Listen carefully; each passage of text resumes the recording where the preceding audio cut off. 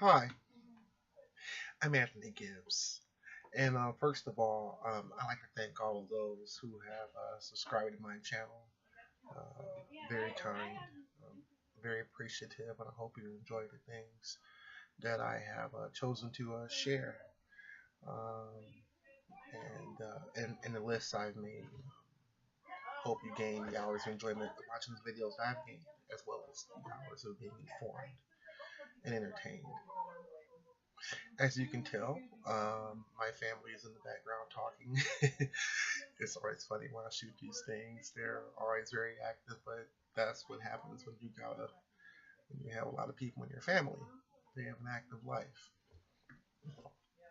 So anyway, I guess I wanted to make this video in order to say that I will be continuing with videos in the year 2016, more historical videos, as well as more commentary and such. I'm looking at also some other projects as well, and I'm very excited about what's going to happen this year upcoming.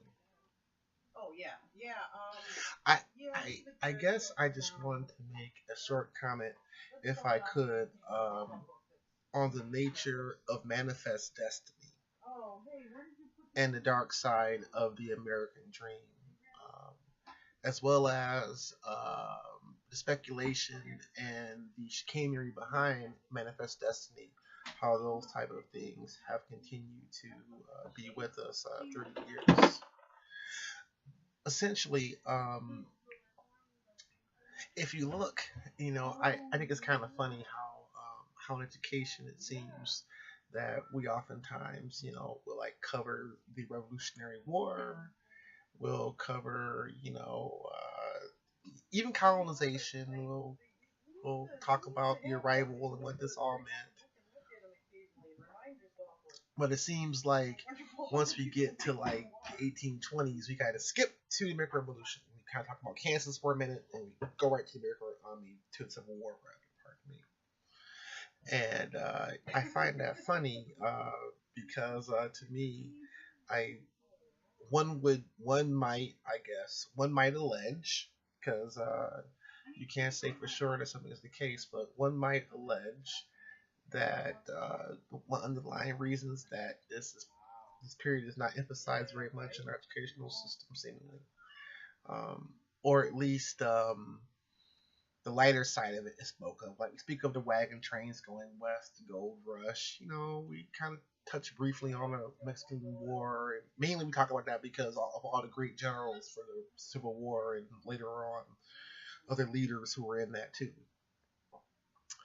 But I think one thing that's really left out is the rapacious nature of a manifest destiny, especially the treatment of native peoples and the using of African peoples over this time as well, and the rapacious nature of some explorers and some adventurers, and the racial component of manifest destiny.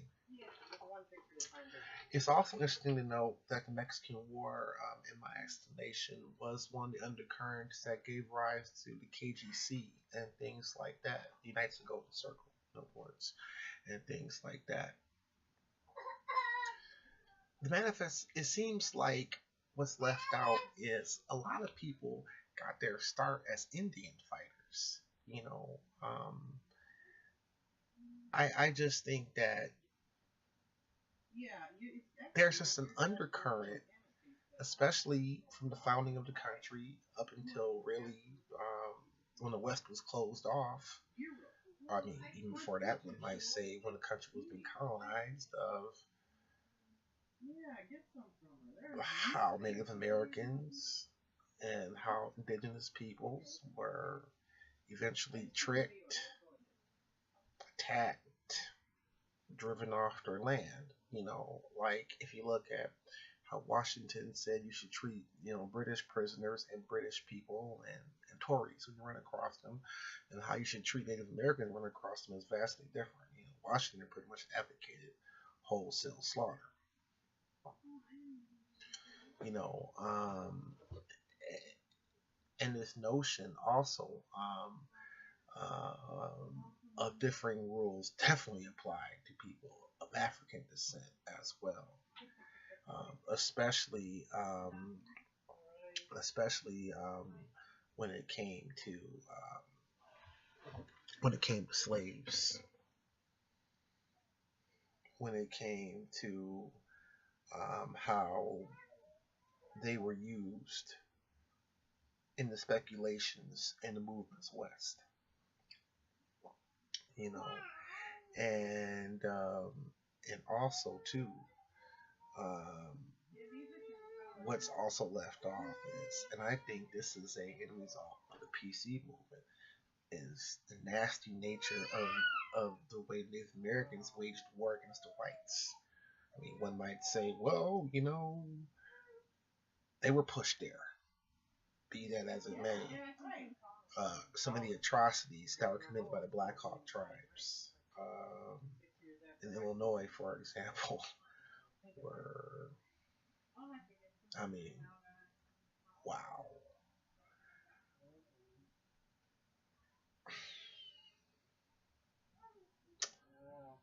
I don't think I even want to repeat some of the things that I read that were done. I mean, I read about some heinous shit. Excuse my French. I mean, fucked up.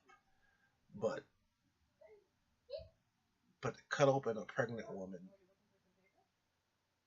gut her, and hang her and her fetus up from a pole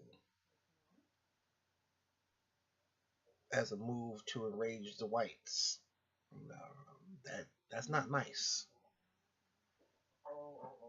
It's not nice. And I imagine that's a small illustration of some of the atrocities that were waiting for you on the frontier. I guess it's hard to discuss this with kids and whatnot because America is a lot of stuff we have was bought in blood. I mean, it's just the fact.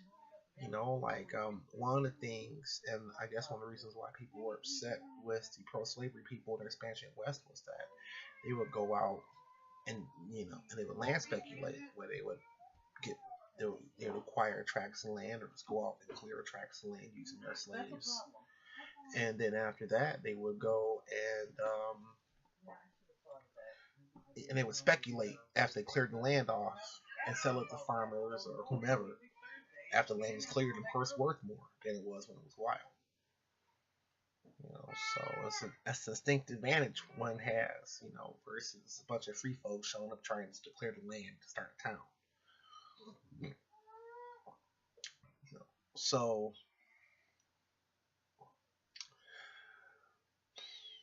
what does this all mean? I guess it means that as an American, as a citizen of the world, one can be proud to be an American, to be to be. I'm quite proud to be an American. My father was a Marine. My grandfather was a business owner. My mother taught 30 plus years in the Detroit public schools, including becoming a principal. I I have I have uncles who served for years in the fire department. I have cousins who are police officers. We love our country, but all that love being spoken, I think we have to recognize the dark undercurrents of our country and manifest destiny, and the nature of manifest destiny, which even persists to this day, and how we may not use military expansion as much, but we definitely use economic expansion to acquire goods, to gain advantages, and to also to expand the interests of America globally. So essentially,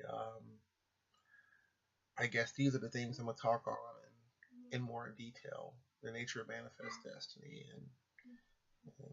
and such. So anyway, I thank you guys for watching this and whatnot, and I'll certainly have something with more detail next time. Thank you and have a good day.